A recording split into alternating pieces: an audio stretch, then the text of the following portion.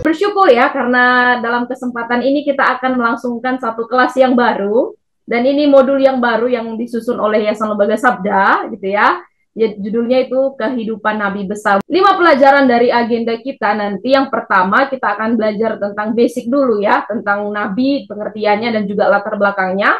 Dan setelah itu baru kita pelajaran 2 sampai pelajaran 5 belajar tentang Nabi besar, yaitu dari Nabi Yesaya, Yeremia, Yehezkiel, dan juga Nabi Daniel. Oke, kita akan masuk di pelajaran yang pertama, yaitu pengantar dan juga latar belakang. Di perjanjian lama, ada begitu banyak nabi ya, Bapak Ibu Saudara, dan Nabi Musa, Nabi Elia, Nabi Elisa, nabi-nabi lainnya gitu ya. Nah, sebelumnya kita harus mengetahui siapa sih dan apa sih itu nabi dan siapa sih yang disebut sebagai nabi. Nah, pasti tidak lepas dari latar belakang ataupun mungkin arti dari bahasa Ibrani, yaitu nabi gitu ya. Paling tidak ada 3 pengertian tentang nabi di sini. Nabi di sini itu adalah yang pertama dikatakan sebagai jubir atau juru bicaranya Allah. Jadi namanya juga juru bicara seperti presiden yang punya jubirnya gitu. Sama juga halnya Allah punya jubir yang dipilih oleh Allah untuk menyuarakan atau menyampaikan pesan-pesan Allah. Udah pasti ini atas nama Allah, bukan atas nabi itu sendiri. Karena yang dipilih Allah adalah nabi untuk menyampaikan apa yang harus Allah sampaikan kepada umatnya. Kebetulan dan saat itu adalah umatnya adalah bangsa Israel. Nabi juga bisa dikatakan sebagai abdi Allah. Namanya juga abdi atau hamba ya. Abdi ini kan bahasa lama ya. Bisa dikatakan dia sebagai hamba Allah. Sebagai utusannya Allah yang memiliki roh dari Allah. Biasanya di perjanjian lama, seseorang yang dipilih oleh Allah, entah itu nabi, entah itu orang yang spesial, itu memiliki roh yang berasal dari Allah. Ketika orang itu tidak lagi dekat dengan Tuhan, biasanya roh itu pergi, gitu ya. Jadi di sini abdi Allah itu adalah utusannya Allah yang benar-benar menyampaikan otoritas dari Allah. Namanya juga hamba, harus berfokus kepada Tuhan yang menyuruhnya, yaitu Allah sendiri, ya. Yang ketiga artinya pelihat. Pelihat di sini dalam bahasa Ibrani roeh, punya kemampuan rohani. Ya, spesifik di sini nanti Daniel kita lihat ya, bisa dia menafsirkan mimpi, juga menyampaikan tentang nubuat-nubuat dan juga menyampaikan tentang masa depan gitu ya. Bukan berarti di sini dia peramal atau cenayang gitu ya, karena sangat beda banget pengertiannya antara nabi dan juga peramal ya, sangat beda sekali.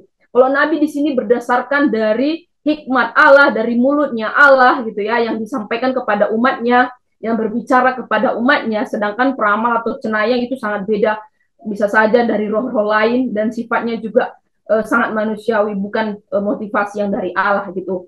Nah, Bapak Ibu Saudara, di dalam kanon kan dalam kitab kanon kita ada 39 kitab perjanjian lama. 16 kitab itu disebut sebagai kitab para nabi ya. Kitab para nabi itu dibagi dalam 4 kategori atau sebenarnya dalam 2 gambaran besar, nabi besar, nabi kecil.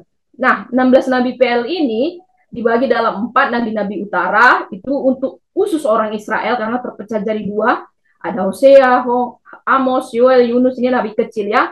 Ada nabi Yehuda juga, dari Yesaya sampai Zefanya. Ada juga nabi-nabi yang dipanggil Allah untuk membagikan firman Tuhan ketika di dalam pembuangan.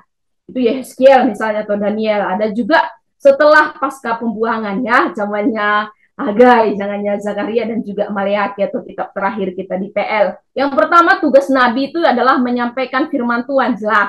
Dari pengertiannya tadi sudah nggak bisa lagi di kotak-katik gitu ya, kalau tugas seorang nabi adalah menyampaikan tentang apa yang Allah mau. Makanya di kitab para nabi itu rata-rata dimulai dengan beginilah firman Tuhan, atau firman Tuhan datang kepadaku.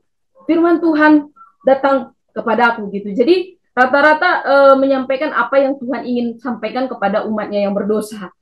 Dan karena umat yang berdosa, sifat tugasnya juga menegur, mengajar, dan juga memperingatkan. Jadi menghakimi umat Israel, menghakimi mereka yang tidak taat kepada Tuhan, bahkan tidak jarang juga mereka menegur raja-raja. Dan yang ketiga, mereka memberikan penghiburan dan juga pengharapan. Bukan hanya menyatakan keadilan Allah, tetapi mereka juga menyatakan tentang kasih Allah yang sifatnya menghibur dan juga memberikan pengharapan ketika Israel mau bertobat. Jadi syaratnya itu ya, ketika Israel mau bertobat. Dan yang terakhir adalah berkaitan dengan nubuat. Ya, kalau ceritanya Nabi menyampaikan tentang nubuat firman Tuhan, itu juga udah pasti berhubungan dengan Kristus. Jadi nubuatan mesianik gitu ya. Jadi semua isi dari firman Tuhan itu berfokus kepada satu pribadi, yaitu Yesus Kristus. Sekarang apa sih sebenarnya perbedaan nabi besar dan nabi kecil? Saya tadi udah sempat mention sedikit ya, bahwa 16 kitab dari kanon kitab PL itu ada 12 nabi kecil dan ada 4 nabi besar. Yang akan kita pelajari hanya nabi besar saja ya. Kenapa sih harus dibagi-bagi demikian? Apa sebenarnya bedanya? Perbedaan ini sebenarnya didasarkan oleh panjang pendeknya kitab. Misalnya kayak Obaja gitu ya kan, cuma satu pasal gitu ya. Jadi dilihat tujuan dari penulisannya dan juga sifat penulisannya dan lain sebagainya. Tapi kalau Yesaya 66 pasal, memang saat itu Yesaya punya tujuan yang lebih besar untuk menyampaikan firman Allah kepada Israel. Nah, kitab nabi besar, nabi kecil ini jarang dibaca, jarang diminati oleh orang Kristen. Kami masukkan ini di dalam modul, kenapa? Karena memang surveinya demikian oke gitu ya, karena orang Kristen mungkin merasa terlalu simbolik, banyak nubuat, nggak ngerti, banyak simbol-simbol, binatang apa itu nggak ngerti, bahkan mungkin gaya bahasanya sulit karena terlalu puitis, nggak ngerti kadang artinya apa, sulit dipahami. Apalagi kalau udah konekkan dengan kehidupan sekarang, nggak relevan gitu ya. Jadi banyak orang merasa nggak perlulah baca kitab nabi besar atau nabi kecil karena kurang kurang connect dengan kehidupan. Padahal nanti kalau kita belajar, waduh, begitu dalam dan besarnya yang bisa banyak sekali kita tangkap dari setiap kehidupan para nabi, belum lagi kitabnya, belum lagi penderitaan dan juga keteladanan mereka ketika mereka menyampaikan firman Tuhan. Ketika kita belajar tentang nabi-nabi besar nantinya, ini tidak pernah lepas dari yang namanya konteks atau keadaan situasi sejarah yang terjadi saat itu. Sebenarnya apa sih yang terjadi? Kenapa nabi-nabi besar ini harus dipanggil oleh Allah kepada bangsa Israel? Nah, kita akan lihat dalam 3 bagian ya, sebelum pembuangan, pembuangan, dan juga pasca pembuangan. Yang pertama, sebelum pembuangan, keadaan Israel dan Yehuda sangat bobrok saat itu. Kita tahu bagaimana raja pertama yang dipanggil Saul, setelah itu tidak dipilih oleh Allah, setelah itu Daud, habis itu Salomo juga naik. Setelah Salomo, Israel kan kita tahu terpecah jadi 2 ya, utara dan juga selatan. Utara itu Israel 10 suku dan selatan itu 2 suku Yehuda. Nah, dan mereka juga punya ibu kota masing-masing, satu di Samaria, satu yang di Yerusalem. Tetapi walaupun entah itu hanya baru satu jadi pecah jadi 2, bagaimanapun keadaannya, mereka tetap punya pelanggaran yang sama. Mereka tidak percaya kepada Allah, mereka tidak taat, mereka bangsa yang tegar tengkuk. Kita tahu bagaimana sejarah Israel yang seringkali melukai hati Allah. Itu yang membuat Nabi harus turun tangan diutus oleh Allah untuk memperingatkan setiap bangsa supaya mereka bertobat di hadapan Allah. Makanya Yesaya dipanggil Allah untuk menyampaikan firman Tuhan. Sebenarnya lebih banyak dia ke Yehuda ya, tetapi ke utara juga dia sampaikan tentang firman Tuhan yang akan dihancurkan oleh Asyur, dan Israel Selatan akan dihancurkan oleh Babel gitu ya. Di sini Yesaya tampil sebagai nabi untuk memberikan dorongan supaya bangsa Israel harus bertobat, dan kalau tidak Allah akan menghakimi dengan membawa bangsa lain menghancurkan mereka. Nah, itulah yang terjadi, situasi yang terjadi ketika bangsa Israel sebelum ke pembuangan. Jadi ketika di Babel saat itu, akhirnya Yehuda dibuang, dan ini satu titik besar bagi bangsa Israel yang ketika bait suci mereka dihancurkan, Yerusalem mereka dibakar, bahkan identitas mereka sebagai umat pilihan Allah yang mereka sangat bangga-banggakan itu terguncang sekali imannya. Masa umat Allah harus mengalami perkara yang demikian gitu ya? Padahal sebelumnya ini sudah dibuatkan oleh Nabi Yesaya. Dan sebelum, bahkan sesudah itu terjadi, Yeremia tampil juga sebagai nabi untuk menyatakan tentang kejatuhan di mana Allah akan pergi dari bait suci karena kebobrokan Israel. Sementara itu Daniel di gelombang pertama, karena pembuangan itu ada 2 gelombang, Bapak Ibu Saudara. Daniel termasuk yang pertama, dia masuk ke dalam pembuangan, dan di sana nanti Daniel tampil untuk menyampaikan firman Tuhan di Babel. Dan Yeskiel itu masuk dalam gelombang kedua, pembuangan, dan dia juga akan bernubuat di Babel, juga berdasarkan apa yang Tuhan taruh di dalam hati Yeskiel gitu ya. Jadi kalau kita lihat masa atau sekitar waktu di mana nabi-nabi ini bernubuat, jadi Yesaya itu sebelum pembuangan, dia memperingatkan banyak tentang Yehuda atau Israel Selatan, kurang lebih juga ada Israel Utara. Yeremia itu dia menubuatkan tentang kejatuhan Israel tepat sebelum, bahkan sesudah, dan Yeremia sebagai satu saksi ketika bait Allah hancur, dia meratap, dan juga semua tawanan dibawa ke ke Babel gitu ya. Yehezkiel ketika dalam masa pembuangan dan Daniel juga ketika dalam masa pembuangan dari kerajaan Babel sampai pindah juga ke kerajaan Persia. Nah, itulah yang terjadi kondisi Israel ketika di tanah pembuangan. Bagaimana dengan kembalinya bangsa Israel setelah pembuangan? Yesaya sudah menubuatkan bahwa 70 tahun Tuhan akan mengadili bangsa Israel melalui pembuangan di tanah Babel. Ini Yesaya sudah menubuatkan. Dan setelah 70 tahun, memang luar biasa Allah menggenapi rencananya ya. Dia menggerakkan juga raja yang tidak kenal Tuhan untuk mengembalikan umat Israel kembali ke identitas mereka, yaitu di Yerusalem. Kembali mereka ke tanah air. Makanya ada kitab Esra, Nehemia, kita lihat akan belajar di sana tentang bagaimana mereka kembali membangun tembok-tembok dari Yerusalem yang sudah hancur. Jadi ketika mereka kembali dari pembuangan, ini satu awal untuk kebangkitan secara nasional kehidupan bangsa Israel.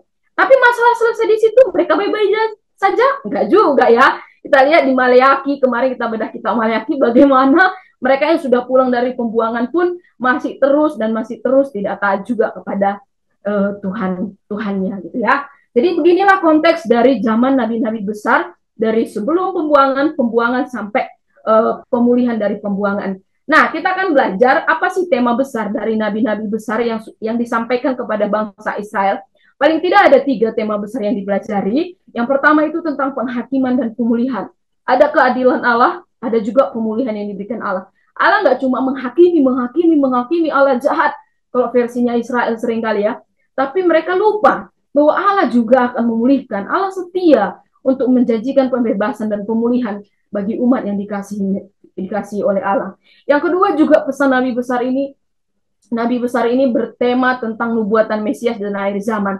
Sudah pasti bersifat kepada satu pribadi yang akan menggenapi seluruh dari nubuat yang mereka katakan, yaitu kedatangan Mesias dan juga kaitannya dengan rencana akhir zaman atau kedatangan Kristus yang kedua kali.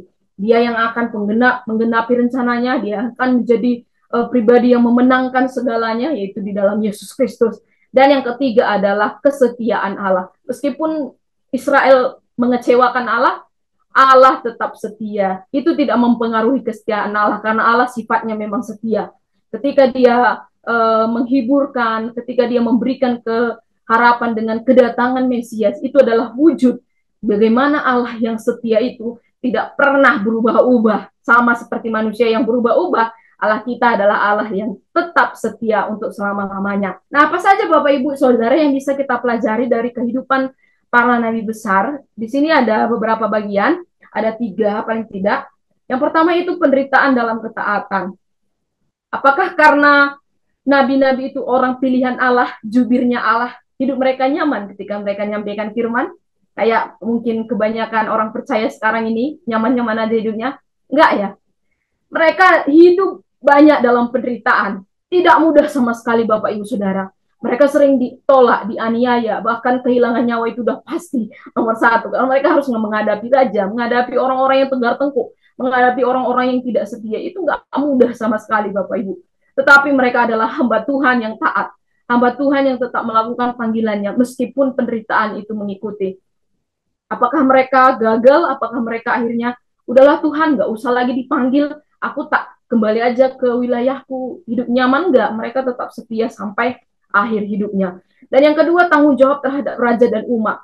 Mereka memiliki satu tanggung jawab yang sudah tadi dikatakan 4 bagian tanggung jawab mereka untuk menyampaikan firman nubuat kepada bangsa yang keras kepala. Dan ini tugas yang bukan mudah, tetapi mereka harus sampaikan itu kepada umat yang bukan biasa-biasa saja. Umat Israel ini umat yang luar biasa menurut saya. Umat yang luar biasa ya. Ya, kita tahu bagaimana mereka ya, tetapi mereka tampil kepada umat yang luar biasa ini, bahkan juga kepada raja-raja yang kadang juga nggak semuanya baik gitu ya. Banyak juga raja-raja yang jahat, tetapi mereka harus menghadapi raja-raja yang keras hati. Tetapi apa? Mereka melakukan tanggung jawabnya. Mereka nggak lalai. Mereka nggak melepaskan tanggung jawabnya. Tetapi mereka berani menyelesaikan itu sampai tuntas. Dan yang terakhir adalah mereka berani. Iya, seorang nabi Tuhan yang dipilih Tuhan adalah orang-orang yang berani. Berani dalam hal apa? Yaitu melawan arus. Bapak Ibu Saudara, konteks yang terjadi saat itu, arusnya sangat-sangat hebat sekali. Itu sangat berbanding dengan kehidupan mereka. Bahkan saat itu sebenarnya bukan hanya 4 nabi, banyak nabi yang ada di sana. Tapi nabi-nabi yang ada itu pun nabi-nabi yang memilih hidup nyaman.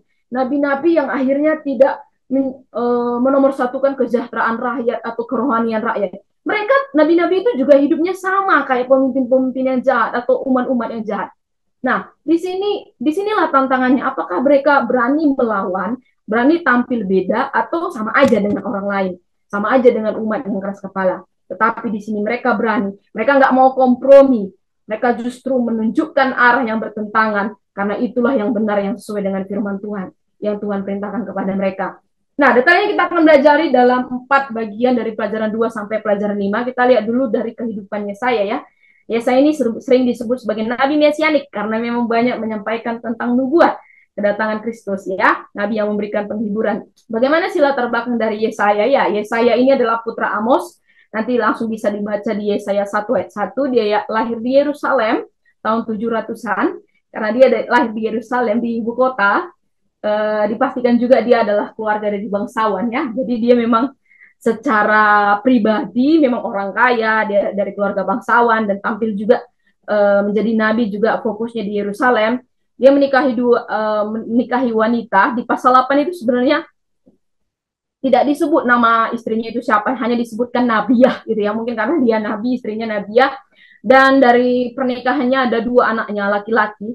Dan 2 anaknya laki-laki ini pun namanya agak sulit ini untuk disebut. Tapi dari anaknya ini Sher-Yasub dan Mahar Sahalai Haibas, ini punya makna simbolik Bapak Ibu Saudara.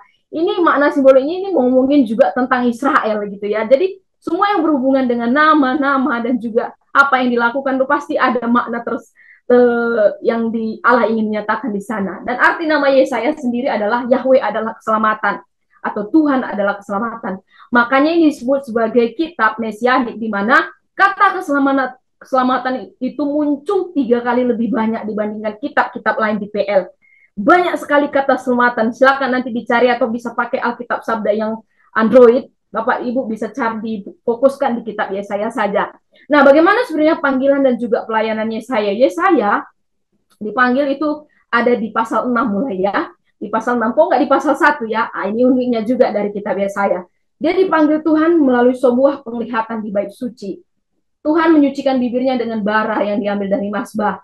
Ketika dia ada di bait suci, dia melihat kemuliaan Allah yang begitu luar biasa dan dia melihat ketidaklayakannya, dosa-dosanya begitu banyak.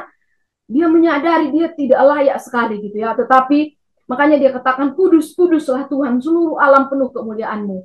Dan di sana Tuhan datang. Siapakah yang akan kuutus? Ini ayat pengutusan biasanya. Anak sekolah teologi pasti tahu bahwa ini satu ayat pengutusan ketika kita diutus ke ladang pelayanan ya, termasuk dalam pendidikan saya dulu di sekolah teologi. Siapakah yang akan kuutus? Dikatakan, ini aku, utuslah aku. Jadi di sanalah ya saya menyadari bahwa Allah ini yang berbicara dalam kemuliaan Allah yang kudus dan Allah memanggilku. Diutuslah aku gitu ya. Di situ dia mendapatkan titik awal pelayanannya dan akhirnya menjadi seorang nabi yang dipakai Allah dengan luar biasa. Dan pelayanannya selama 40 tahun ya, 740 sampai 681, kurang lebih 4 dekade. Ya, selanjutnya bagaimana kondisi ketika Yesaya melayani saat itu di bangsa Israel? Kondisinya yang pasti yang pertama mengalami kemakmuran ekonomi tetapi kemerosotan moral. Ya, memang terjadi di sana dalam pemerintahan Ahaz gitu ya. Ahaz ataupun Hizkia banyak ingin berkolaborasi, aliansi dengan pemimpin-pemimpin atau bangsa-bangsa di luar Israel. Dan di sana Yesaya tampil, hadir kepada raja-raja itu untuk mengatakan, jangan kerjasama dengan bangsa lain. Karena mereka akan menghancurkan bangsa kita gitu ya. Itu pun akhirnya tidak didengarkan juga. Misalnya kayak Raja Hizkia kan, di dalam pasal Yesaya dikatakan dia nunjukin hartanya kepada bangsa Babel 100 tahun sebelum mereka dibuang gitu ya. Yesaya datang, nggak boleh ditunjukkan karena pada waktu tertentu mereka akan mengkhianati kita dan memang akhirnya benar. Kemerosotan terjadi dimulai dari rajanya, ternyata rakyatnya juga sama gitu. Yang kedua, ketidakadilan sosial terjadi di mana-mana ya. Ketidakadilan sosial di sini di mana? Orang kaya menghancurkan yang miskin, orang jahat menipu yang miskin, rumahnya diambil, dirampok, tanahnya mereka. Wow, ini penguasa-penguasa yang sangat bejat sekali gitu ya. Dan di sana Yesaya melihat dan dia sangat sedih sekali keadaan, kok begini sih Yerusalem ini kota yang dipilih Allah, tetapi kenapa keadaan masyarakatnya terjadi gini, ketimpangan sosial terjadi di mana-mana. Itu yang membuat Yesaya juga tampil kepada orang-orang yang miskin di sana. Dan yang terakhir, mereka juga melakukan penyembahan berhala. Israel sendiri sudah jatuh karena mereka melihat bangsa lain, karena mereka juga melihat Allah-Allah lain, dan akhirnya mereka jatuh juga di dalam dosa itu. Banyak juga nabi yang saya katakan tadi pemabuk, tidak peduli kesejahteraan. Karena apa? Karena mereka merasa sama aja gitu ya. Kita ngomongin mereka bahkan menubuatkan yang baik-baik untuk orang-orang kaya aja. Kalau orang miskin nggak diterima. Ah, ini relevan banget kan dengan kehidupan sekarang ya, nabi-nabi. Orang kaya diterima, oke, kamu akan gini-gini, tetapi ketika orang miskin, kamu akan semakin miskin dan lain sebagainya. Nabi-nabi ini semua tidak benar, palsu. Tetapi di sana Yeremia tampil dalam kondisi yang begitu bobroknya, gitu ya. Inilah latar belakang dari kehidupan Nabi Yesaya dalam bangsa Israel. Dan apa sebenarnya tantangan yang dihadapi oleh Yesaya ketika dia melayani 40 tahun. Ya, 40 tahun ia menyampaikan pesannya 4 dekade. Bukan waktu yang sedikit ya. Dia menegur umat-umat yang keras kepala. Dia juga menyampaikan pesan-pesan yang memberikan penghukuman dan juga pengharapan. Menghadapi raja-raja sudah pasti. Bahkan ada 4 atau sampai 5 raja yang hidup di dalam zamannya. Dia juga berkhotbah tentang keadilan dan dia sering ditolak. Tetapi apakah dia selesai ketika dia ditolak? Tidak ya. Dia tetap berpegang pada iman dan tetap setia melakukan panggilannya. Ada 66 pasal sering disebut sebagai Alkitab mini, dan di dalam 2 bagian 39 pasal dan juga ada 27 pasal ya. Jadi kayak lengkap kayak Alkitab ya. Dan temanya juga ada 6, ada kekudusan, penghakiman, sisa umat, dan juga keselamatan sampai pengharapan eskatologis. Ya, nubuat dari Yesaya sendiri tentang Mesias yang kami highlight di sini ada 3. Yesaya 7 ayat 14, kelahiran seorang perawan. Jelas ya, di sini kita lihat bahwa Yesaya ngomong dengan Ahaz gitu ya. Dia ngomongin tentang raja. Siapa yang raja yang akan nantinya bisa memberikan ketenangan bagi Yerusalem? Habis itu Yesaya tampil dikatakan, akan ada raja yang baru, memerintah untuk Yerusalem yang baru. Dialah Tunas Kudus itu, baru dia katakan. Dialah anak laki-laki, dia Immanuel. Akhirnya digenapi oleh Yesus Kristus di Matius pasal yang pertama. Yang kedua Yesaya 9 ayat Natal. Siapa yang sudah hafal di sini udah pasti ya. Seorang anak telah lahir dan ada gelar-gelar Allah dalam pribadi Yesus Kristus yang disebutkan. Dan ini juga menunjuk kepada pemerintahan kekal dari Yesus Kristus. Dan yang terakhir adalah ayat Paskah. Jadi lengkap ya, ayat kelahiran, ayat Paskah, dan juga ayat Natal lengkap di sini, sebuah tentang Yesus Kristus hamba Tuhan yang menderita, di mana dia tertikam dan oleh bilur-bilurnya kita disembuhkan. Betapa luar biasa nubuatan Yesaya yang akhirnya digenapi oleh Tuhan kita Yesus Kristus melalui karya penebusan yang dikerjakan di kayu salib. Dan itulah Paskah, dan baru saja kita rayakan kemenangan ketika kita diselamatkan oleh Yesus Kristus. Bagaimana kematiannya Bapak Ibu Saudara? Sebenarnya tidak secara eksplisit Alkitab menyebutkan gimana Yesayanya mati gitu ya. Tetapi menurut tradisi Yesaya itu mati sebagai martir dan digergaji. Kalau Bapak Ibu lihat di sini gambarnya, ada beberapa gambar yang lebih ekstrim lagi ya. Saya sendiri nggak berani melihatnya. Dia digergaji oleh Raja Manasya, putra Hizkia yang jahat. Dan itu sekitar 600-an. Jadi kalau Bapak Ibu tokoh iman lihat di Ibrani 11 ayat 37 memang disebutkan di sana ada martir juga yang matinya digergaji gitu. Ya, bagaimanapun kematiannya pasti itu berdampak dalam kehidupan kita dari pelajaran-pelajaran yang kita bisa dapatkan dari kehidupan Yesaya. Yang pertama, panggilan untuk hidup kudus di tengah dunia yang dosa. Sama seperti sekarang kan? Makanya pelajaran ini sebenarnya hal yang paling penting untuk kita pelajari nantinya ya. Di setiap dari nabi-nabi besar ini akan ada pelajaran apa yang bisa kita aplikasikan dalam kehidupan kita. Panggilan untuk hidup kudus. Kita sudah dikhususkan, berbeda dengan dunia. Dunia penuh dengan dosa, penuh kemunafikan, hidup tanpa kekudusan. Tetapi Yesaya tampil di sana sebagai orang kudus. Dan itulah sebabnya kita pun yang dipakai oleh Allah saat ini harus hidup kudus, hidup murni di hadapan Allah. Jangan pencitraan atau jangan munafik di hadapan Allah, karena Allah melihat setiap hati dari kita. Yang kedua, seruan keadilan sosial dan perhatian kepada yang lemah. Tadi banyak sekali dia melihat ketidakadilan sosial, ketimpangan yang terjadi di sana sini, dan dia juga menyatakan itu, tampil menentang ketidakadilan itu, menentang korupsi, menentang penindasan. Bagaimana dengan dunia hari ini? Sama ya, krisis-krisis ini terjadi, moral, sosial, korupsi, dan lain sebagainya. Apakah kita juga akan ikut-ikutan di sama? Apakah kita juga nggak peduli? Kan bukan aku gitu ya, kan mereka gitu ya. Apakah kita abai dengan segala yang terjadi di dalam kondisi kehidupan masyarakat kita? Harusnya kita nggak bisa diam, Bapak Ibu Saudara. Harusnya kita juga tampil untuk menyerukan keadilan sosial kepada orang-orang yang lemah. Yang ketiga, pentingnya mengandalkan Allah dan bukan kepada kekuatan dunia. Ketika Raja Hizkia atau Raja Ahaz ketakutan bagaimana nanti bangsa ini, akhirnya mereka kerjasama dengan bangsa bangsa asing yang tidak mengenal Allah. Beda dengan Yesaya. Yesaya mengandalkan kekuatan Allah. Mereka tidak peduli dengan bangsa-bangsa lain. Yang mereka utamakan adalah Allah. Tetapi beda dengan raja-raja yang rasanya Allah nggak menolong. Rasanya Allah nggak bisa akan menolong kita gitu ya. Makanya Yesaya dikatakan, bukan kekuatan dunia yang penting, tetapi kekuatan yang daripada Allah. Hendaknya itu juga menjadi sebuah pertanyaan. Siapa yang kita andalkan saat ini? Allah kita atau kuasa atau kekuatan kita diri sendiri? Yang keempat, Yesaya hamba Allah yang setia meski pesannya sering ditolak. Tidak populer di sini artinya pesannya itu sering ditolak bangsa Israel. Nggak semua diterima. Tetapi apa yang bisa kita pelajari? Dia adalah hamba yang setia. Hamba, dia sudah hamba itu kan budak gitu ya. Udah kategorinya rendah sekali. Dan dia hamba yang setia gitu ya. Hendaknya kita juga zaman sekarang, di generasi sekarang ini, menyuarakan kebenaran dengan kesetiaan yang kepada Allah. Meskipun sekali kita ditolak, atau sudah berkali-kali kita ditolak. Ya, jawabannya Bapak Ibu sendiri yang tahu ya. Tetapi yang pasti tetaplah setia menyatakan kebenaran. Yang kelima, beritakan pesan. Ya, ini pesan mesianik, sudah pasti kabar baik ya, amanat agung tentang Yesus Kristus.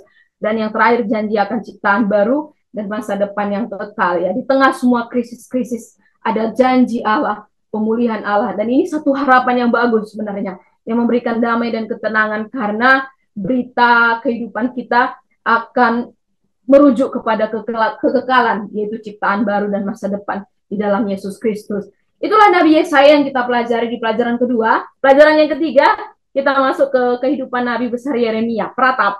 Ya, siapa sih Yeremia ini? Kita akan lihat sedikit ya. Yeremia ini dari Anatot, dia dari keluarga imam, dari anaknya keturunan Hilkiah. Jadi bisa dikatakan Yeremia adalah imam ya. Dia adalah imam dan dia lahir semasa pemerintahan Raja Manasye ya. Tadi Raja Manasye itu yang menggergaji Yesaya dan di dalam pemerintahannya masih lahirlah Yeremia. Namanya dari bahasa Ibrani Yemeryahu atau Yemeryah, artinya Yahweh atau Tuhan akan meninggikan. Yahweh yang akan menegakkan. Ya, ini berkaitan juga dengan bagaimana panggilannya kepada bangsa Israel.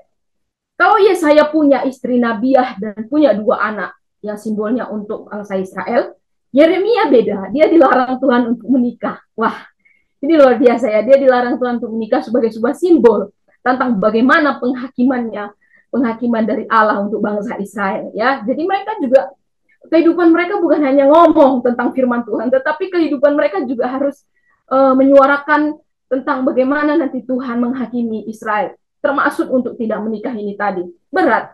Dia dijuluki juga sebagai peratap atau nabi yang menangis. Kenapa?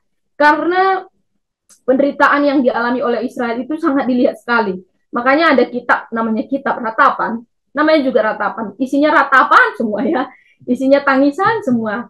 Ada beberapa ayat di Yeremia menjadikan air mata aku akan menangis siang dan malam untuk putri jemaat, untuk putri Sion gitu ya. Bagaimana dia melihat kehancuran, kebobrokan dari bangsa Israel yang membuat dia sangat sedih, sangat hancur hati sekali. Hatinya remuk melihat dosa dan kehancuran bangsanya. Dan inilah Yeremia. Yeremia adalah nabi yang meratap karena ulah bangsanya yang tidak percaya kepada Tuhan. Bagaimana panggilan dan pelayanan Yeremia? Yeremia dipanggil Allah sejak masih remaja. Bahkan kalau ayat yang terkenal, yang seringkali mungkin juga jadi ayat referensi bagi kita, Yeremia 1 ayat 5, dikatakan bahwa sebelum aku membentuk engkau dalam kandungan, aku mengenalmu. Dan sebelum engkau dilahirkan, aku menguduskanmu. Akulah yang memilih kamu. Ini ayat-ayat bagi Yeremia Dan memang sejak dari kandungan dia sudah dipersiapkan Tuhan untuk menjadi nabi bagi bangsa-bangsa. Makanya usia 13 dia dipanggil Tuhan, dan dia menyadari bahwa panggilan ini walaupun awalnya dia menolak, Bapak Ibu Saudara. Siapa sih aku? Usia aku loh belum belum seberapa, aku loh masih bukan siapa-siapa, kok bisa aku dipanggil Tuhan? Ya mungkin ada dari sebagian kita yang merasa aku nggak siapa-siapa Tuhan, aku masih muda, aku nggak layak gitu ya. Jangan bilang itu ketika Allah mau manggil kita, karena Allah yang memilih kita. Jadi jangan banyak komplain. Kalau Allah udah bilang ayo, langsung lanjutkan saja dan ikuti apa maunya Allah. Demikian juga Yeremia, Bapak Ibu Saudara, dia memiliki dan menyadari bahwa oh, Allah ternyata yang handle hidupku ya, Allah yang tahu. Bahkan sebelum aku dilahirkan, akhirnya dia melayani Allah sebagai nabi ketika pemerintahan Raja Yosia ke-13. Bagaimana kondisi Yehuda pada zaman pelayanan dari Yeremia? Kita akan lihat di slide berikutnya. Kondisi yang terjadi saat itu adalah yang pertama tadi air pemerintahan Manasye, di mana Yesaya yang digergaji itu, dan kurang lebih 40 tahun ternyata juga Yeremia melayani. Dan zaman Manasye ini adalah zaman yang cukup berat karena raja ini jahat sekali, Bapak Ibu Saudara. Nanti di Raja-Raja bisa dibaca bagaimana pemerintahannya Raja Manasye gitu ya. Banyak orang yang nggak bersalah dibunuh, banyak yang orang yang ingin ke Bait Allah atau mungkin beribadah juga dipersulit. Wah, ini krisis sekali ya, krisis sekali. Tetapi setelah Manasye berakhir, masuklah raja yang baru, Yosia gitu ya. Sedikit lebih baik ya, karena ketika dalam kerajaannya Yosia, dia mulai membersihkan bait Allah dan juga keagamaan gitu ya. Tetapi mungkin lagi-lagi memang Yeremia di sana menubuatkan tentang kehancuran dari Yerusalem yang akan nanti ditangani oleh Babel atau Nebukadnezar gitu ya. Banyak nanti orang-orang yang akan di Babel, dan itu juga disaksikan sendiri oleh Yeremia di gelombang pertama ketika Daniel dan teman-temannya dibawa ke tanah pembuangan. Tetapi Yeremia ditinggal. Saya pernah mencari kenapa Yeremia nggak ikut di Babel. Ada yang mengatakan mungkin dia sudah tua atau mungkin dia sudah tidak punya, karena yang dibawa ke Babel itu biasanya orang-orang yang masih gesit gitu ya, yang masih muda, yang masih bisa dipakai, dimanfaatkan untuk bekerja sebagai budak di Babel. Tetapi Yeremia tidak dibawa. Di sanalah dia meratapi Yerusalem yang bobrok, yang hancur, yang sudah hangus, dihancurkan oleh Babel, dan dia berkhotbah kepada Yehuda dan juga bangsa-bangsa lain. Nah, di slide berikutnya kita akan belajar juga bagaimana tantangan dan dalam pelayanannya Yeremia. Tantangannya berat sekali Bapak Ibu Saudara, sama seperti Yesaya yang ditolak, Yeremia lebih ditolak lagi. Yesaya itu juga sudah sedih sekali ya, karena dia ditolak buat diabaikan beberapa kali pelayanannya. Yeremia lebih ngenas lagi ternyata. Pelayanannya di tengah penolakan. Yeremia itu banyak sekali dapat penolakan, penghinaan, ancaman, dipukuli, bahkan di satu bagian ayat dikatakan dilempar ke sumur berlumpur karena komitmennya untuk menyampaikan firman Allah. Jadi pelayanan Yeremia ini berat sekali ya. Yeremia terus mengingatkan, dia mengasihi janda-janda, anak-anak yatim, tetapi yang lain tidak peduli. Akhirnya Yeremia juga mendapatkan penderitaan. Bahkan dikatakan dia berkhotbah kepada telinga yang tuli, hanya menuai kebencian gitu ya. Bayangkan Bapak Ibu, saya berkhotbah kepada telinga yang mendengar aja, kadang mikir ini khotbah saya didengar apa enggak gitu ya. Ini berkhotbah kepada telinga yang tuli, dan kepada telinga yang tuli bukan hanya sekali dua kali, tapi 40 tahun. Waduh, itu betapa mesaknya, sedih banget gitu ya, ngomong pada orang yang nggak bisa dengar itu 40-an tahun gitu ya. Betapa menderitanya Yeremia ketika tampil sebagai nabi memberitakan firman Allah. Tantangannya juga apa pada masa kehancuran? Yang membuat sedih lagi karena dia harus menyaksikan ini. Ketika serbuan Babel ke Yehuda berakhir, dia melihat hangusnya, dia melihat bagaimana bait suci hancur sehancur-hancurnya. Itu yang membuat, ya kalau di Ratapan kita baca, kita bisa nangis tuh kalau baca kitab Ratapan, bagaimana Putri Sion ya, dia sering pakai kata itu, hancur, dan dia meratapi gitu, air mata aku habis gitu ya. Dan ya itulah tantangannya ketika dia menjadi nabi. Peringatan tentang hukuman yang sebelumnya disampaikan kepada telinga yang tuli sudah pasti tidak didengar, tidak diperhatikan, sampai pada akhirnya hancurnya Yerusalem, dan dia harus menyaksikan. Itulah bagaimana meratapnya Yeremia. Nah, struktur dari kitab Yeremia sendiri, nanti ini tepat aja ada 52 pasal. Beda dengan Yesaya, Bapak Ibu, kalau Yeremia itu nggak kronologis, tidak kronologis ya, tapi karena dia puluhan tahun kan dia khotbah, dia menyatakan nubuat, itu tuh dikumpulkan semuanya, itu ditulis oleh juru tulisnya namanya Baruk, dan akhirnya dikumpulkan jadi sebuah buku gulungan kitab. Nah, makanya sifat kitabnya kalau Bapak Ibu baca Yeremia itu tematis atau naratif atau kumpulan-kumpulan gitu ya, bukan kronologis seperti Yesaya. Jadi kitabnya diawali panggilan, terus di tengah-tengah itu ratapannya, dan terakhir itu nubuat-nubuatnya. Temanya sendiri juga ada 5, dari pertobatan, peringatan, dan juga kritik kepada nabi-nabi palsu dan pemimpin.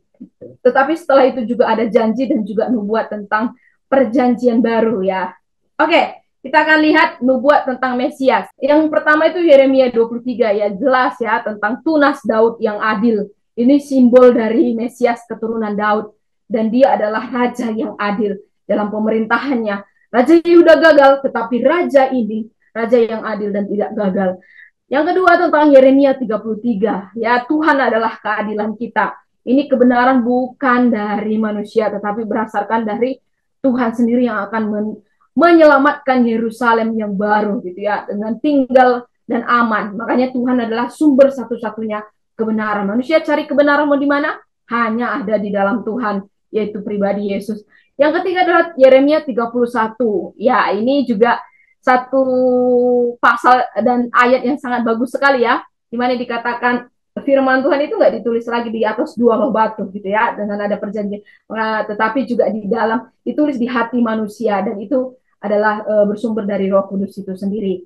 Nah, itu nubuatan-nubuatan tentang mesianik yang akhirnya digenapi di perjanjian baru, dan bagaimana akhir dari hidup Yeremia. Kalau Yesaya digergaji sampai mati menurut tradisi, kematian Yeremia ini kurang lebih ada 2. Ada yang mengatakan dirajam, dilempari, ya, jadi dia mati sebagai martir karena banyak orang yang tidak suka dengan nubuatnya.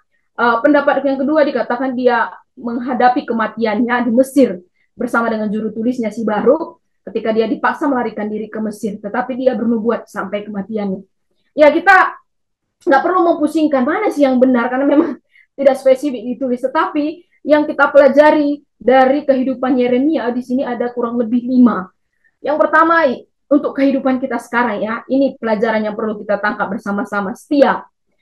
Setia terus, setialah kata pujian firman Tuhan ya. Meskipun dia tolak lebih ngenas lagi dari Yesaya, tetapi dia tetap setia. Ketika banyak hamba Tuhan masa sekarang, banyak gereja yang tidak setia, hanya menyampaikan yang enak didengar telinga umat saja, dia tetap setia menyampaikan kebenaran. Meskipun kebenarannya mungkin ditolak, diabaikan, tetapi yang dari Tuhanlah yang disampaikan. Beda kan dengan zaman sekarang, disesuaikan dengan tren, supaya nanti banyak yang datang ibadah, disesuaikan. Akhirnya menginakkan telinga jemaat, bukan mengatasnamakan Tuhan. Ini jadi satu pergumulan dan juga evaluasi juga bagi kita yang melayani saat ini. Apakah kita sudah menyampaikan kebenaran ketika kita berkhotbah, atau hanya menyampaikan apa yang enak-enak saja, tetapi itu bukan firman Tuhan? Ya, kiranya itu jadi evaluasi juga. Yang kedua, panggilan untuk integritas dan juga kemurnian ibadah. Yeremia menyerukan supaya bangsa Israel bertobat, bangsa Israel kembali kepada Allah. Dan ini satu ibadah yang murni, bukan ibadah yang kosong, bukan ibadah yang lahiriah saja. Setiap hari datang ke bait Allah beribadah, atau setiap minggu datang beribadah, tetapi apa yang didapat dari ibadah? Nol. Oh, hanya karena hari Minggu aku ibadah di situ. Hanya karena hari Minggu aku nggak enak sama pendeta aku harus datang lah, nongol lah supaya dilihat batang hidungku. Enggak. Karena kita punya integritas. Kita harus hidup dalam ibadah yang benar, punya integritas, nggak mau macam-macam dengan Tuhan gitu ya. Yang ketiga, kepedihan dan kasih seorang hamba Tuhan. Betapa pedihnya hidup Yeremia, nabi yang meratap ini, atau nabi yang menangis ini. Dia pedih hidupnya bukan karena dia lemah, Bapak Ibu, bukan karena dia baperan, atau bukan karena dia melankolis mungkin yang suka nangis gitu ya, tetapi karena kasihnya kepada umat Allah yang keras kepala ini. Bayangkan kita mungkin punya anak satu, kita ngomong berkali-kali kepada anak kita, nggak pernah didengar sekalipun. Apa nggak sedih kita? Dan Yeremia harus ngomong kepada anak-anaknya 40-an tahun dan nggak didengar. Betapa dia sangat sedih dan menangis melihat umatnya yang demikian. Itu jadi sebuah tanggungan, beban rohani dalam kehidupan Yeremia. Begitu juga dengan kita ya. menolak kompromi dengan dunia. Jelas di sini tidak ada yang namanya kebenaran yang abu-abu gitu ya. Sekali tidak untuk dunia. Harus berdasarkan dari firman Tuhan itu sendiri. Jangan kong kali kong dengan dunia ya. Harus berdasarkan Tuhan sendiri. Dan terakhir adalah pengharapan di tengah penghakiman ya. Meskipun banyak ngomongin tentang hukuman, dia juga bawa pesan pemulihan. Dan pesan itulah yang harus juga kita bawa kepada orang-orang yang saat ini juga membutuhkan kasih Allah dan pemulihan dari Allah. Inilah satu contoh keteladanan dari Yeremia yang bisa kita kutip untuk tetap setia dalam kebenaran. Yang keempat, kehidupan Nabi besar Yeskiel. Siapa sih Yeskiel? Yeskiel ini dari bahasa Ibrani Yeskiel, artinya Allah menguatkan. Yeskiel. Ayahnya Buzi dari keturunan imam. Bisa dikatakan dia adalah imam, sama seperti Yeremia ya, karena dia dari keturunan imam. Dia tidak pernah melayani di bait Allah, karena dia diangkut ke pembuangan. Ya, tadi gelombang satu Daniel, gelombang dua Yehezkel. Ketika dia diangkut ke Babel, tapi dia di sana dikatakan dia dipanggil Allah dan menyampaikan firman Tuhan, menjalankan tugasnya dengan setia. Ya, kita akan lihat bagaimana panggilan dan juga pelayanan dari Yehezkel. Selanjutnya, nah, bagaimana si Yehezkel dipanggil? Kalau Yesaya dipanggil Tuhan di bait suci di pasal 6, kalau Yeremia dikatakan dipanggil sejak masa mudanya, dari kandungan sudah dipanggil, berbeda dengan Yeskiel dipanggil di dalam pembuangan. Dia ada di satu tempat namanya Tel Abib di Sungai Kebar. Di sana dia sedang, kalau di visual saya lihat dia sedang ada duduk katanya kan, dipanggil saat usianya 30 tahun. Tepat saat itu 30 tahun dia ulang tahun. Dia akhirnya mendapatkan kemuliaan Allah dan dia dipanggil oleh Allah ketika Allah tampil dalam kemuliaannya dan dia melayani setelah pelayanannya setelah Raja Yoyakin. Dan di sana tugasnya untuk menyampaikan firman Tuhan di pembuangan. Makanya dia sering disebut sebagai penjaga umat Israel karena dia memang tampil hadir dipilih oleh Allah untuk menjalankan ditugaskan oleh Allah untuk menjalankan tugas kenabiannya, profetiknya untuk mendakwa Israel yang tidak setia dan suka menyembah berhala. Nah, bagaimana sih kondisi Yehuda ketika dia Yehezkiel dipanggil? Konteks sejarah dan juga politik sudah pasti ini ngomongin tentang Babel gitu ya. Ini dari Yoyakin ini dia yang Yehezkiel ikut di pemerintahan Yoyakin dan juga Zedekia, raja boneka, raja sih tapi ya mainannya Babel gitu ya. Dan akhirnya Yerusalem dihancurkan. Termasuklah yang di tahun 590-an ini Yehezkiel di sana diangkut bersama dengan Yoyakin masuk ke tanah pembuangan. Ya, itu adalah kondisi dari sejarah dan politik. Bagaimana kondisi kerohanian atau spiritualitas dari umat Allah? Udah pastilah, ini masa yang suram ini. Kerohanian mereka sangat buruk, penyembahan berhala, kemunafikan dalam ibadah, bahkan dikatakan di sana tidak ada pertobatan, sudah dibuang pun ke tanah pembuangan, tetap tidak ada pertobatan. Dan di sanalah Yeskiel menubuatkan kemuliaan Tuhan telah meninggalkan bait suci. Dia melihat bagaimana tadinya Allah itu ada di bait suci, sekarang Allah itu berpindah dari bait suci ke arah selatan, itulah ke Babel ya. Makanya mereka ada di pengasingan. Kondisi umat ketika masa pembuangan, mereka hidup umat itu sangat menyedihkan Bapak Ibu. Mereka hidup sebagai tawanan, mereka tinggal di permukiman. Salah satunya Yeskiel yang di dekat Sungai Kebar di sini. Hidup kolonial seperti apa lagi? Tanpa bait Allah, tanpa raja, tanpa tanah air. Yehuda seperti sudah kesepian hidupnya, tidak punya apa-apa.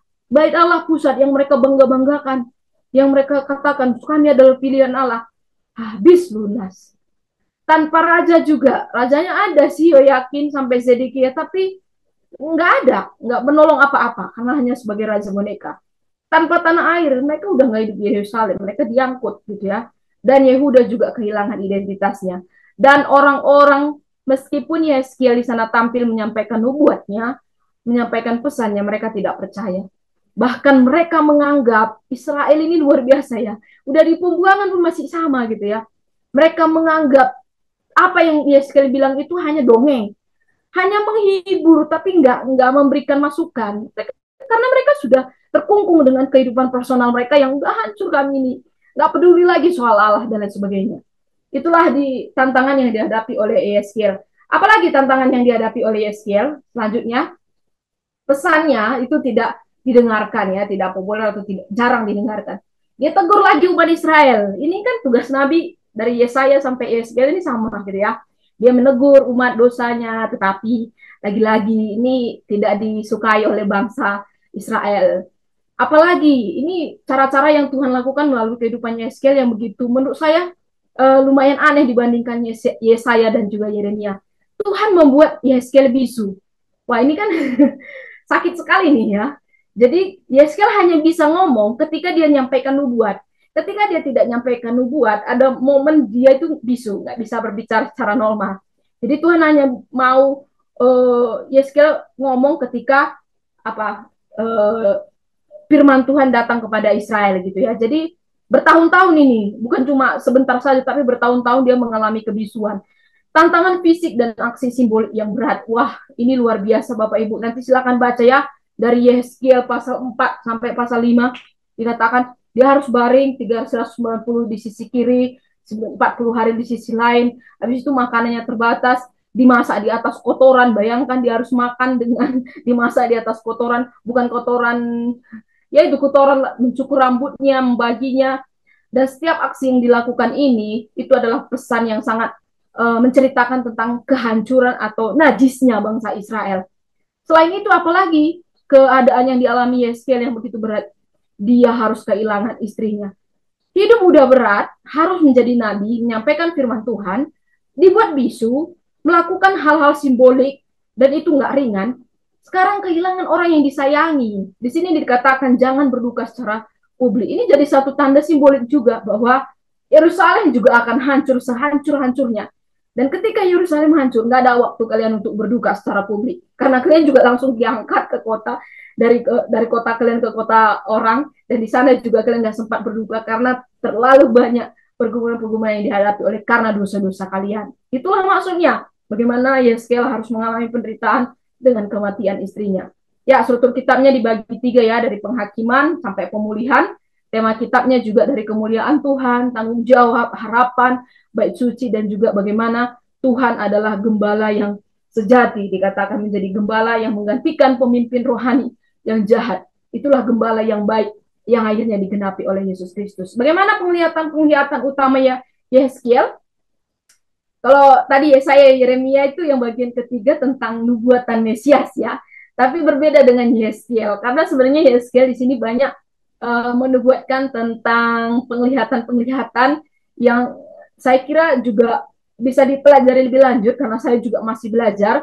Paling tidak ada 5 penglihatan di sini tentang kemuliaan Allah di kerub, dikatakan langit terbuka, kerub-kerub itu bersayap, roda-roda, penuh mata, dan ada sosok manusia, itulah kemuliaan Allah gitu ya. Tentang gulungan kitab yang harus dimakan, karena Tuhan perintahkan gulungan kitab itu dimakan, dan itu maksudnya supaya mereka menerima firman Tuhan. Ketika firman Tuhan itu bahkan menyakitkan, karena gulungan kitab yang dimakan oleh Yeskiel itu kecaman semua isinya. Nah, begitu maksud dari simbol yang Allah berikan. Penglihatan tentang kemuliaan Tuhan. Tadi saya katakan bagaimana tadinya bait suci itu ada, Allah itu ada di bait suci, sekarang dia udah meninggalkan Yerusalem, dengan arti bahwa Allah meninggalkan Yerusalem karena itu sudah dicemari oleh umat Allah sebagai tempat kudusnya Allah. Yang keempat, penglihatan lembah-lembah tulang kering, di mana nanti tulang-tulang kering itu juga disatukan, diberikan juga nafas yang baru. Itu berbicara tentang kebangkitan dan pemulihan Israel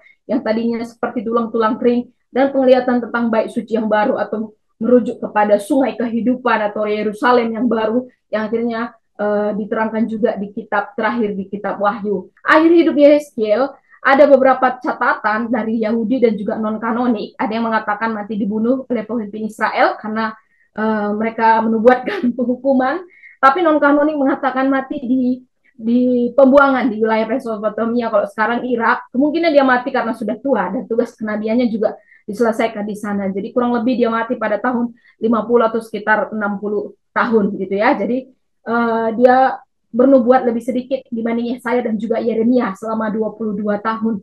Dari kehidupan Yeskiel, apa sih yang bisa kita pelajari sebagai pribadi kita masa kini? Apa yang relevan yang bisa kita teladani dari apa yang sudah dilakukan oleh Yeskiel ketika dia dipanggil oleh Tuhan? Pelajaran dari kehidupan Yeskiel yang pertama adalah ketaatan mutlak pada panggilan Allah.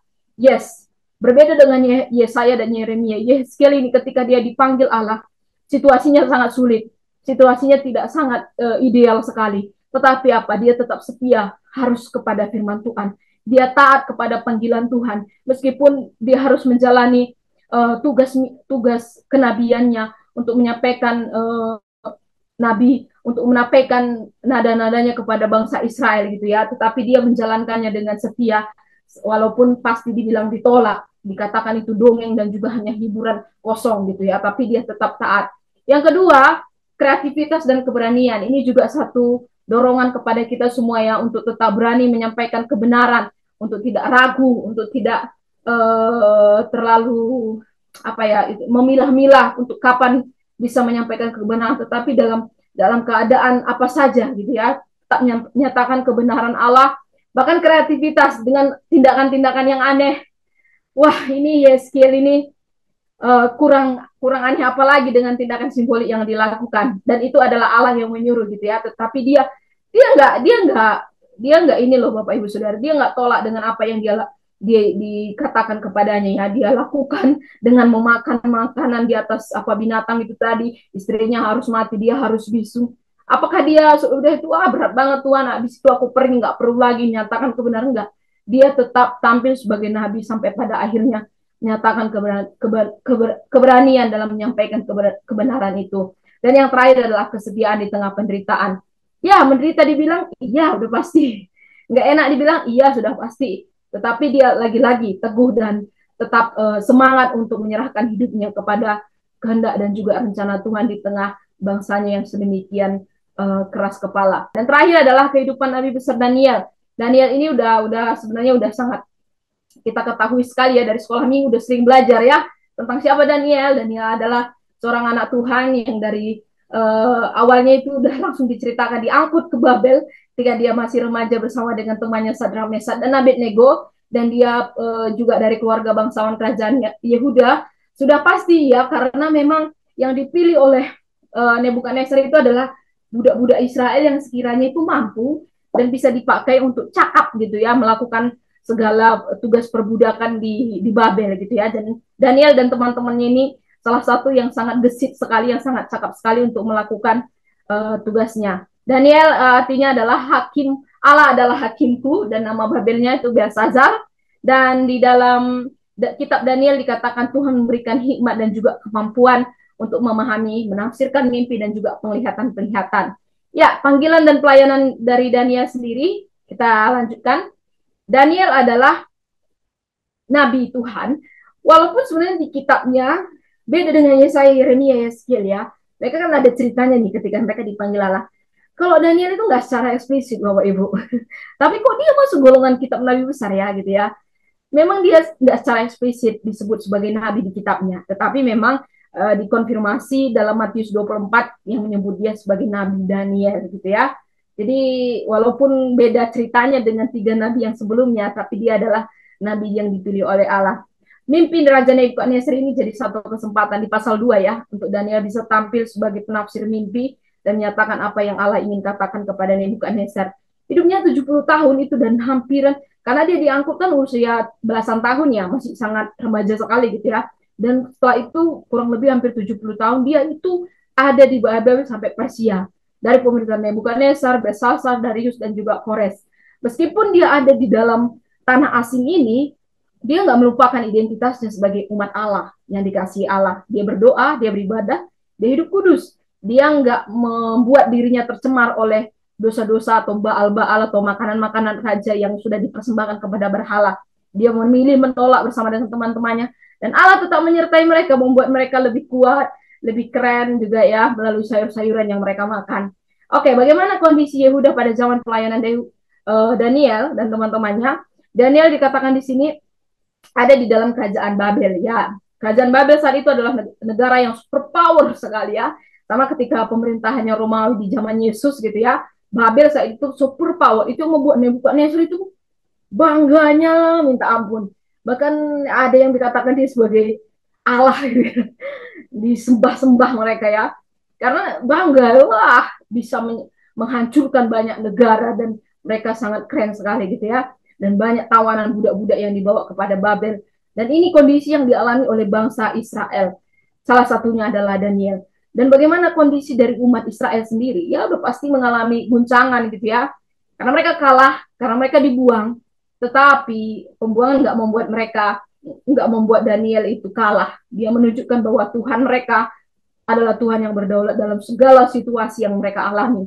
Dan walaupun pembuangan ini sebagai bentuk hukuman Allah, tapi juga awal dari pemurnian. Setelah 70 tahun Allah akan memulihkan. Ya, Babel adalah bangsa yang udah pasti tidak mengenal Allah, bangsa yang menyembah dewa-dewa, dan justru kadang sekali perdukunan dan takayul itu sangat erat sekali ya. Tetapi Daniel tidak peduli soal itu karena dia tetap hidup di dalam kebenaran di dalam Tuhannya. Ada nggak Bapak Ibu Saudara, dia hidup di lingkungan kafir, tapi dia tetap kudus hidupnya, budayanya mesti beda di budaya asing, tapi imannya tetap teguh di dalam Tuhan, Allah tetap menyertai dan menunjukkan kuasanya. Ada ancaman-ancaman juga yang dihadapi, bagaimana di pasal 3, teman-temannya menghadapi keperapian api, terhadap sahabat Nego dan Daniel di pasal 6 dikatakan dilempar ke gua singa. Mati nggak mereka? Udah pasti nggak mati ya, karena kita tahu cerita akhirnya gitu ya. Tetapi Allah tetap menyertai mereka. Ada tekanan dari rekan lawan politik ketika mereka karena bisa menafsirkan mimpi, karena mereka tidak mati di dalam perapian, akhirnya mereka diangkat posisinya di Babel. Ada orang-orang yang cemburu, ada rekan-rekan yang ingin menghancurkan gitu ya. Ini relevan banget nih dengan kita sekarang. Ada yang berhasil, ada yang iri, ada yang cemburu. Bahaya juga ini. Nah, yang kelima, mereka membawa pesan yang tidak populer ya. Seringkali penglihatan profetik dari Daniel ini juga beberapa masih sulit dimengerti, dan ada juga orang-orang yang tidak bisa menerima. Dan kesetiaan jangka panjang terbukti di bawah 4 pemerintahan ini. Daniel tetap setia sepanjang hidupnya tanpa kompromi sana sini, tetap kepada Allah. Kitab Daniel itu dipakai dalam 2 bahasa ya. Ini yang menarik, hanya Daniel yang memakai di PL itu ada bahasa Ibrani Aram. Pasal 1 itu bahasa Ibrani, pasal 2 sampai pasal 6 itu bahasa Aram, dan setelah itu pasal pasal 8 sampai pasal 12 itu bahasa Ibrani lagi. Dan ceritanya kisah hidup Daniel, terus yang bagian kedua tentang nubuatan profetiknya. Kitab Daniel ini temanya ada kurang lebih ada 5, tentang kedaulatan Allah, tentang kesetiaan Allah, tentang pemerintahan manusia yang akan digantikan oleh kerajaan Allah, kebangkitan, dan juga pasti yang terakhir penggenapan nubuat yang akan digenapi oleh Yesus Kristus. Nah, yang berikutnya bagaimana dengan penafsiran atau penglihatan dari Daniel sendiri? Ya, Bapak Ibu yang sudah belajar Daniel pasal 2 dan Daniel pasal 6, kita bisa melihat bagaimana penglihatan-penglihatan yang terjadi ketika Daniel tampil menafsirkan mimpi dari Raja Nebukadnezar ya, di mana tolong diartikan ya, dari emas, perak, tembaga, apa sih artinya ini? Daniel mengatakan bahwa kerajaan-kerajaan itu akan digantikan dengan sistem kerajaan yang kekal gitu ya. Jadi nggak ada waktu untuk Nebukadnezar berbanggaria. Kalau kita lihat kan Nebukadnezar, wah, aku punya segala-galanya. Ada waktu di mana kalau nggak salah di beberapa pasal di Daniel itu akhirnya Nebukadnezar dikatakan seperti binatang yang memakan rerumputan ya, Bapak Ibu Saudara. Jadi itulah ketika mengandalkan bahwa kekuatanku hebat, kerajaanku kuat, Tuhan bilang, engkau tidak lebih seperti binatang. Wah, itu luar biasa apa yang Tuhan maksudkan di situ gitu ya. Di mana kerajaan itu akan digantikan dengan kerajaan kekal. Penglihatan juga tentang 4 binatang pada zaman Daniel. Ya, di kitab Daniel ini memang banyak ngomongin tentang binatang ya. Itu sebenarnya satu simbol bagaimana orang-orang yang orang-orang yang tidak di dalam Tuhan itu kurang lebih seperti binatang yang mengandalkan kekuatan kekuasaannya gitu. Tetapi beda dengan orang yang ada di dalam Tuhan. Ada singa, ada beruang, ada macan tutul, ada binatang keempat. Ya, ini juga sebenarnya penglihatan-penglihatan ini berbicara tentang kedatangan anak manusia, di mana akan diberikan kuasa yang kekal oleh Tuhan yang maha tinggi. Anak manusia ini pertama kali dipakai ya istilah ini, dan akhirnya menjadi gelar Yesus di kitab Injil gitu ya. Menjelaskan tentang identitas dari mesianik, yaitu yang di dalam Yesus Kristus, dan juga berisi tentang nubuat-nubuat mesianik, tentang sejarah Israel dan kedatangan Mesias yang akan memulihkan segalanya. Baru juga ada nubuat tentang 70 minggu. Ya, ini kata 7, ini angka sempurna juga banyak memang, dari 70 tahun, 70 minggu, simbolik 7 kali 70, 490 tahun, 62 minggu. Bapak Ibu, Alkitab tidak menyebutkan tentang kematian Daniel. Tetapi ada beberapa catatan. Daniel mati di Babel usia 90 tahun, dan dia mengabdi di pemerintahan Babel dan juga Persia. Ya, tidak jelas dimakamkan di mana, tetapi Daniel tidak pernah pulang ke Yerusalem. Kalau kita lihat di Esra ya, pembuangan yang pulang ke tanah air di bawah Raja Kores itu, memang Daniel akhirnya memang tidak pulang ke Yerusalem. Mungkin bisa dikatakan dia itu mati di Babel, mati tua, karena dia 70 tahun juga ada di Babel gitu ya. Ya, dari kematian Daniel ini sebenarnya, dari kehidupan Daniel ini apa yang bisa kita pelajari? Banyak hal, banyak ya, sekolah minggu udah pasti kita sering dengar apa tentang doa Daniel dan sebagainya bisa. Yang pertama itu kesetiaan sekalipun hidup dalam budaya sekuler. Ya, Babel itu ngomongin tentang dosa. Babel itu ngomongin tentang kemegahan, kesombongan, penyembahan, dan lain sebagainya. Pasti itu bertentangan sekali dengan iman Yahudi. Tetapi meskipun bertentangan bukan berarti bercampur jadi nyatu. Enggak gitu ya. Dia nilai-nilai keyahudian dari Daniel itu tetap diutamakan gitu ya. Ketuhanan dari Daniel itu tetap diutamakan, nggak terpengaruh dengan budaya-budaya sekuler. Nah, ini juga mengajarkan kita masa sekarang Bapak Ibu Saudara tetap teguh mengikuti arus di dalam Tuhan, bukan mengikuti arus dunia, bukan mengikuti budaya-budaya yang tidak sesuai dengan kebenaran firman Tuhan. Apalagi anak muda disuguhkan dengan banyak tren yang seringkali supaya sama dengan dunia, supaya up to date, supaya nggak ketinggalan zaman. Nggak gitu caranya ya. Kalau Tuhan bilang enggak, ya jangan lakukan. Tetap setia dalam budaya yang Tuhan mau. Yang kedua, integritas dan karakter dalam pelayanan. Dan dia sangat terkenal dengan integritasnya, karena dia nggak mau kompromi. Dia jujur. Sekali dia bilang enggak. Ketika dia dicari celahnya juga, dia tetap setia kepada Allah. Dia diminta untuk makan makanan raja, dia tetap setia kepada Allah. Dia makan makanan yang dari Allah. Itu yang menunjukkan karakter integritas yang sudah bertumbuh di dalam Allah dan pelayanan. Ini juga harusnya jadi satu dorongan bagi kehidupan kita sekarang, Bapak Ibu Saudara. Menjadi orang Kristen. Sulit sekarang menjadi orang Kristen yang punya integritas. Sulit banget. Carilah di mana-mana. Udah sulit mencari dibandingkan zaman dulu ya. Nah, ini sebenarnya apa sih sebenarnya masalahnya di mana gitu? Kok kita rasanya udah nggak punya integritas, karakter kita juga kadang-kala ambigu gitu ya. Rasanya apa sih karakter yang benar di dalam Tuhan gitu ya. Tetapi dari pelajaran Daniel ini kita belajar untuk tetap punya karakter di dalam Allah yang benar. Dan yang ketiga, ketekunan dalam doa dan spiritualitas pribadi. Ya, tekun dalam doa. Daniel terkenal dengan doanya, ya kan? Karena 3 hari sekali dikatakan, 3 hari dalam sehari dikatakan dia datang kepada Tuhan, berdoa, berpuasa, mencari wajah Tuhan dengan sungguh-sungguh. Nah, ini jadi satu dorongan juga bagi kita sekarang ya, bahwa koneksi dengan Tuhan itu butuh sekali Bapak Ibu. Bahkan sekarang mungkin nggak lagi dibatasi dengan jam, waktu, dan lain sebagainya. Di mana saja kita bisa berdoa kepada Tuhan. Dan doa itu adalah lebih penting dari segalanya, karena kita bisa berkomunikasi, cerita, curhat dengan Tuhan kita, dan kita bisa melihat apa yang Tuhan mau untuk kita lakukan, dan kita bisa connect terus dengan Tuhan ya, dan nggak macam-macam dengan Tuhan, karena Tuhan sudah memberikan apa yang ingin Dia katakan kepada kita. Dan yang terakhir adalah berpikir eskatologis dan juga visioner ya, mampu melihat rencana besar Allah. Seringkali orang nggak bisa melihat apa rencana Allah dalam hidupnya. Seringkali bahkan orang nggak bisa melihat jalan hidupnya akan seperti apa ke depan. Tetapi di dalam Tuhan, Tuhan menyampilkan sebuah perjalanan. Di Mazmur 23 dikatakan, dia menampilkan sebuah perjalanan yang akan sesuai dengan rencananya ketika kita takut akan Tuhan. Dan itulah yang dimiliki oleh Daniel yang visioner ya, menantikan warisan kekal dari Allah yang digenapi dalam Yesus Kristus. Jadi Daniel banyak sekali menjalankan panggilannya, dan ini menolong kita untuk meneladani kehidupan kesetiaan Daniel yang terus mengenal Allahnya dan mengandalkan hikmat ilahi yang berdasarkan kekudusan hidupnya di dalam Allah.